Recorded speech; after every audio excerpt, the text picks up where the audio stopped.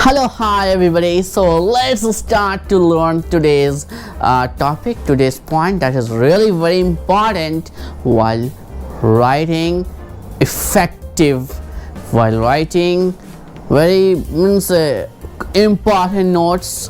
तो चलिए सीखते हैं आज का टॉपिक जो ही बहुत बेहतरीन टॉपिक है A.15 इंग्लिश राइटिंग स्किल।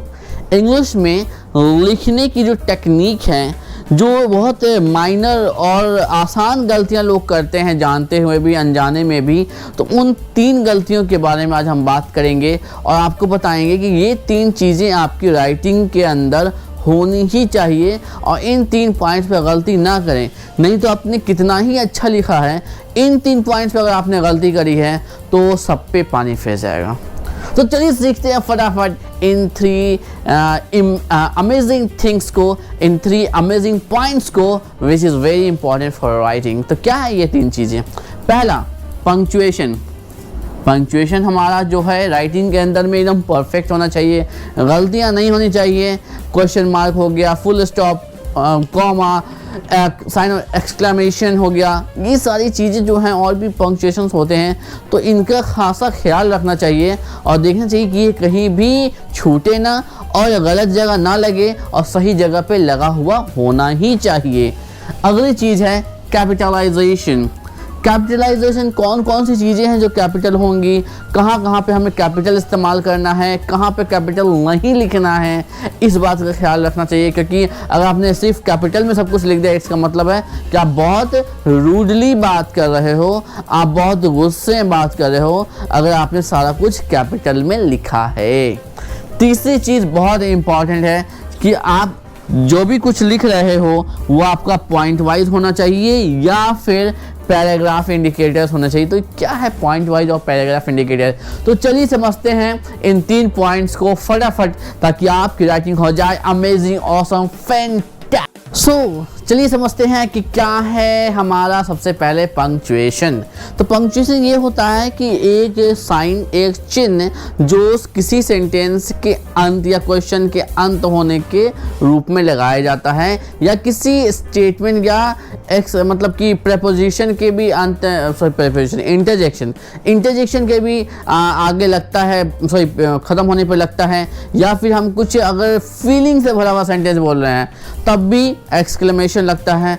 और कॉमा का भी बहुत फैंटास्टिक इस्तेमाल है। सबसे ज़्यादा ट्रबल कॉमा का इस्तेमाल ही करता है, जो बेसिक लेवल के अकॉर्डिंग आज हम समझेंगे। तो चलिए देखते हैं, नज़र डालते हैं। सबसे पहले हमारा फुल स्टॉप।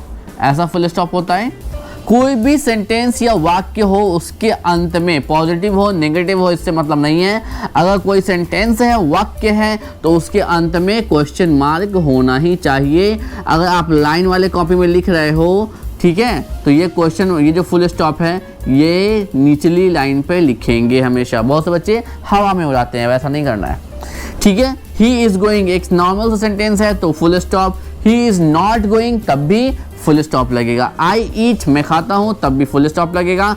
अब बात कर लेते हैं अगले पंक्चुएशन का। अगला है क्वेश्चन मार्क। क्वेश्चन मार्क की बहुत अच्छी बात यह है कि हिंदी हो, इंग्लिश हो, उर्दू हो, संस्कृत हो, फारसी हो, कोई सी भी लैंग्वेज हो, क्वेश्चन मार्क ऐसा ही होता है। क्वेश्चन मार्क नहीं बदलता, जबकि फुल स्टॉप बदल जाता है, ठीक है, लेकिन क्वेश्चन मार्क इस टाइप का ही होता है और लगता है। तो क्वेश्चन मार्क हर उस जगह लगाएंगे जहां हमें किसी से कोई जवाब चाहिए या हम सवाल पूछते हैं। जब भी सवाल पूछेंगे तो क्वेश्चन मार्क लगाएंगे। जैसे इज़ ही गोइंग, क्या वह जा रहा है? सवाल पूछ रहे हैं तो सवालिया निशान लगा दिया। डू आई ईट, क्या मैं खाता हूँ? तो सवालिया निशान लगा दिया, क्वेश्चन मार्क लगा दिया। तीसरा जो सबसे ज़्यादा इस्तेमाल होता है इन दोनों के बाद वो है एक्सक्लेमेशन मार्क। इसको पढ़ते हैं एक्सक्लेमेशन। देखिए ध्यान से पढ़िएगा इसको, एक्स ई साइलेंट है, क्लेमेशन मार्क, ठीक है। ये कुछ इस तरीके का होता है। इसका मतलब है कि ये फीलिंग दिखलाता है। अगर कोई सेंटेंस है, कोई वाक्य हम बोल रहे हैं उसमें फीलिंग है, ठीक है, तो उसमें एक्सक्लेमेशन मार्क लगाते हैं। ये दोनों इस्तेमाल नहीं करते। जैसे ओ, जैसे हमने इंटरजेक्शन में पढ़ा था, ओ हुर्रा, ओ हुर्रा, तो ऐसे फीलिंग आ रही है। गेट आउट, किसी को ऑर्डर देना है, मतलब कि एकदम बहुत ही फीलिंग गुस्से वाले वर्ड्स में बोलना है, तो वहां पे भी साइन ऑफ एक्सक्लेमेशन ही लगेगा। चौथा जो बहुत इंपॉर्टेंट है, हमें सीखना चाहिए, वो है कॉमा। तो चलिए देखते हैं कॉमा का इस्तेमाल कहाँ कहाँ होगा। तो दोस्तों अगला है कॉमा। कॉमा का ध्यान रखना बहुत ज़रूरी है, क्योंकि कॉम्पिटिटिव एग्जाम के हिसाब से अगर देखा जाए तो कॉमा का इस्तेमाल अक्सर किया जाता है, और कॉमा के हेरफेर से मीनिंग काफ़ी बदल जाता है। अब देखिए कॉमा के हेरफेर से मीनिंग कैसे बदलता है। मान लीजिए एक सेंटेंस है, एक सेंटेंस में लिख रहा हूँ, let's eat dad, let's eat dad. तो इस सेंटेंस का कुछ मतलब समझ में नहीं आ रहा है, ठीक है। अगर मैं बोलूं लेट्स ईट, कॉमा यहाँ लगा दूं, लेट्स ईट डैड, तो इसका मतलब हो जाएगा चलो लेट्स ईट डैड। तो लेट्स ईट डैड का मतलब हो गया चलो खाएं डैड, मतलब बाबूजी। अब यहीं पे अगर ये कॉमा यहाँ न लग करके यहाँ पे होता है लेट्स ईट डैड, चलो डैड को ही खा जाएं। तो देख रहे हो ना आप, कॉमा अगर यहाँ है इसका मतलब हो गया लेट्स ईट डैड, चलो डैड को ही खा जाएं। और यही कॉमा अगर यहाँ पे लगाएंगे तो इसका मतलब होता है लेट्स ईट डैड, मतलब बाबूजी को बोला जा रहा है कि चलिए खाना खाते हैं, ठीक है। तो ये तो हो गया, मैंने एग्जाम्पल दिखाई। कॉमा का सही इस्तेमाल ही होना चाहिए, गलत जगह लगा देंगे तो मीनिंग का बलंडर हो जाएगा, बवाल हो जाएगा, मीनिंग कुछ का कुछ हो जाएगा। अब देखिए यहाँ पे कॉमा का 3 इस्तेमाल है। पहला कि अगर हम 2 सेंटेंसेस को जोड़ते हैं, आई ईट यू डांस, मैं खाता हूँ तुम नाच करते हो, तो आई ईट यू डांस 2 को जोड़ा गया है, इस कॉमे की हेल्प से सेपरेट किया गया है।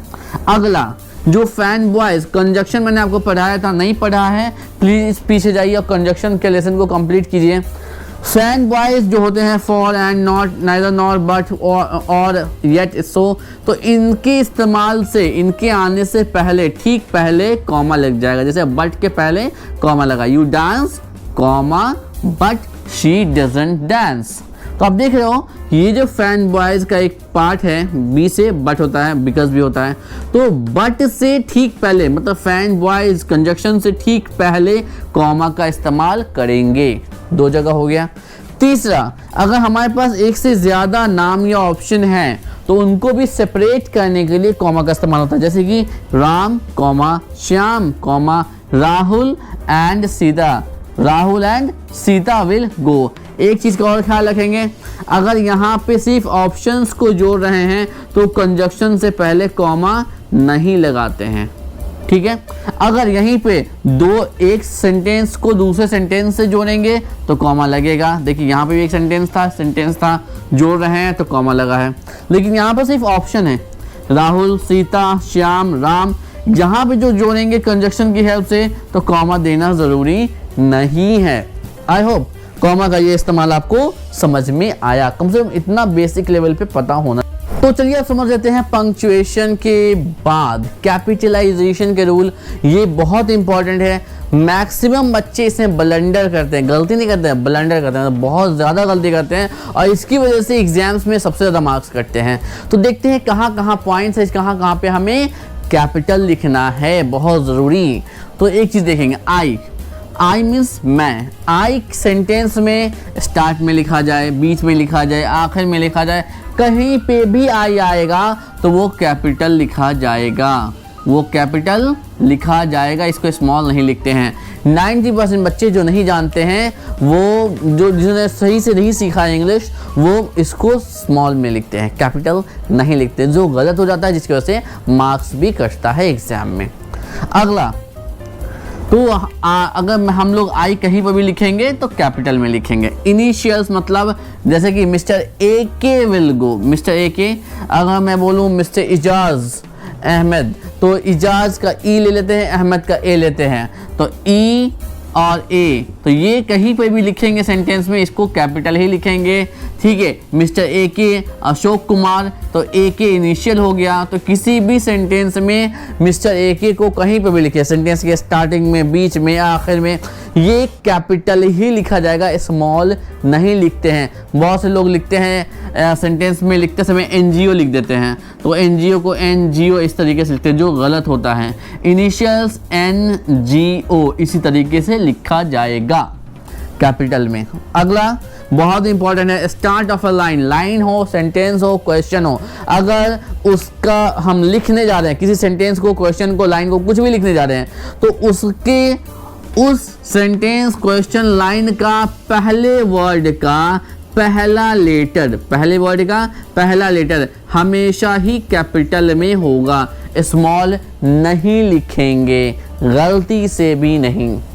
अगला नेम्स, नाम को सेंटेंस में स्टार्ट में लिखिए, बीच में लिखिए या आखिर में लिखिए, उसका पहला लेटर हमेशा कैपिटल में होगा। राम, श्याम, सीता, बाकी सब स्मॉल में होंगे, ख्याल रखें इस चीज़ का। तो अभी तक हमने क्या सीखा कि किसी भी सेंटेंस का स्टार्ट जो करेंगे कैपिटल लेटर से करेंगे, उस सेंटेंस या क्वेश्चन का अंत करेंगे फुल स्टॉप या क्वेश्चन मार्क से। ये सबसे इम्पॉर्टेंट लर्निंग है अभी तक की जो हमने सीखा है आज के राइटिंग स्किल में।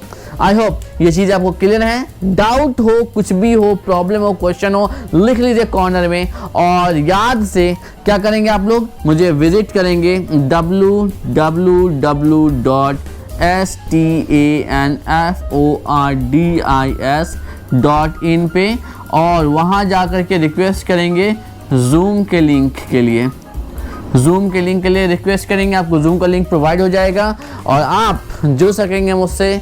और जुड़ने का क्या फ़ायदा है कि आप क्वेश्चंस कर सकेंगे, डाउट्स क्लियर हो जाएगा, कन्फ्यूजन क्लियर कर दूंगा, और कोई सवाल हो मन में वही पूछ लेना आप, और लास्ट या फिर स्टार्ट में ही आपकी प्रेजेंटेशन भी ले लूँगा उस टॉपिक पे जिससे भी रिलेटेड आप जूम लिंक रिक्वेस्ट कर रहे हो वेबसाइट पे आके www.stanfordis.in पे। चलिए अब समझते हैं लिखने का तीसरा सबसे इम्पॉर्टेंट पॉइंट जो हमें पता होना चाहिए, जो हमें आना चाहिए। हम लोग अक्सर इसमें गलती करते हैं। कभी भी आप कोई भी डॉक्यूमेंट लिख रहे हो, क्वेश्चन लिख रहे हो, स्पेशली एग्ज़ाम्स के लिए, अगर आप आंसर लिख रहे हो अपने एग्ज़ाम के और उसमें कम से कम 5-7 लाइन आप लिखने वाले हो, या फिर आप कोई डॉक्यूमेंट तैयार कर रहे हो उसमें बहुत सारे सेंटेंसेज आने वाले हैं, तो लिखने का पहला तरीका ये है कि आप पॉइंट में लिखो। ठीक है, मान लीजिए कोई सवाल है कि कुछ भी सवाल ले लीजिए XYZ, तो कोई सवाल है आपको दिया हुआ, उसका आपको इस सवाल का आंसर करना है। आंसर करने का तरीका सबसे अच्छा ये है, इस तरीके से डॉट देने के बाद आप पॉइंट में लिखिए, दीज आर द पॉइंट्स। तो इस तरीके से देने के बाद पॉइंट नंबर 1, 2, 3, 4, 5। एक चीज़ और, मान लीजिए 5 नंबर का क्वेश्चन पूछा गया है 5 मार्क्स के लिए, तो आप कोशिश ये करें कि कम से कम 6 पॉइंट लिख दीजिए। अगर सवाल आपका आ रहा है सिर्फ 3 नंबर का, तो कम से कम 4 पॉइंट लिखिए, 4 से ज़्यादा पॉइंट नहीं लिखिए। ठीक है, 4 पॉइंट का नंबर मतलब है कम से कम 4 लाइन्स होने चाहिए, एक लाइन में कम से कम 10 से 12 वर्ड्स होने चाहिए। ये नहीं कि 4 वर्ड का एक सेंटेंस बना दिया या 4 वर्ड का एक लाइन बना दिया, कम से कम 10 से 12 वर्ड एक सेंटेंस में होना चाहिए। और ऐसे 4 सेंटेंस आप लिखेंगे, आपको 3 के 3 नंबर मिलेंगे, चाहे आप इंग्लिश के ही सवाल क्यों नहीं हल कर रहे। पहला तरीका तो ये हो गया पॉइंट वाइज।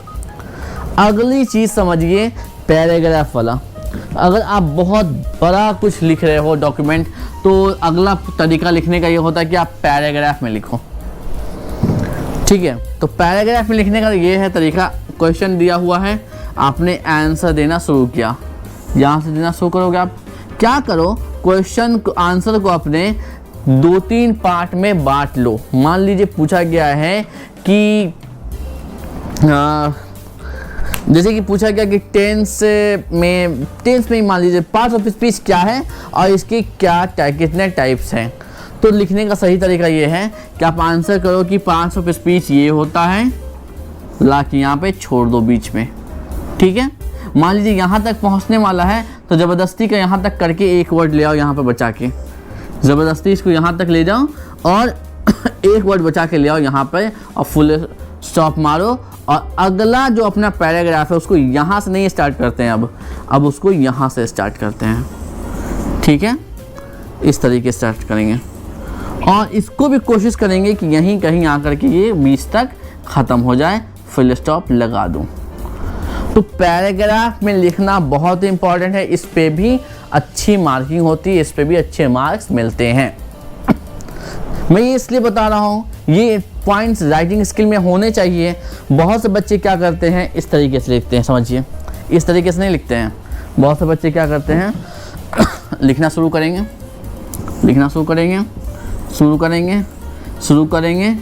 लिखते चले जाएंगे और फिर यहाँ पे लाके जहाँ पे भी रुकेगा रुक के फुल स्टॉप मार देंगे। तो ऐसी राइटिंग पे जैसे शुरू किया, जहाँ पे ख़त्म हुआ ख़त्म करके फुल स्टॉप मार दिया, ऐसी राइटिंग पे अक्सर मार्क्स कट जाते हैं। आई होप ये आपको समझ में आया, क्लियर है। तो यहाँ पे हमारा बच्चों ग्रामर का सेक्शन ख़त्म हुआ, ग्रामर मॉड्यूल ओवर हो गया। अब अगले पॉइंट से हम स्पीकिंग का मॉड्यूल स्टार्ट करने वाले हैं। बहुत मज़ा आने वाला है और इन सब चीज़ों को रिवाइज करते रहें, प्रैक्टिस करें। जितना ज़्यादा प्रैक्टिस करेंगे स्पीकिंग मॉड्यूल के दौरान आपको उतना ज़्यादा समझ में आएगा, आप उतने अच्छे स्पीकर हो जाओगे। तो चलिए चलते हैं स्पीकिंग मॉड्यूल सीखने अगली वीडियो में। चलिए, because we can speak in English. मेरे साथ दोहराएंगे, सेंटेंस दोहराना बहुत ज़रूरी है। साइकोलॉजी कहती है कि जिस बात को हम बार बार बोलते हैं वो चीज़ें हमारा दिमाग एक्सेप्ट जल्दी करता है और ज़्यादा काम करता है। तो मेरे साथ बोलिए, I can speak in English, I will speak in English. या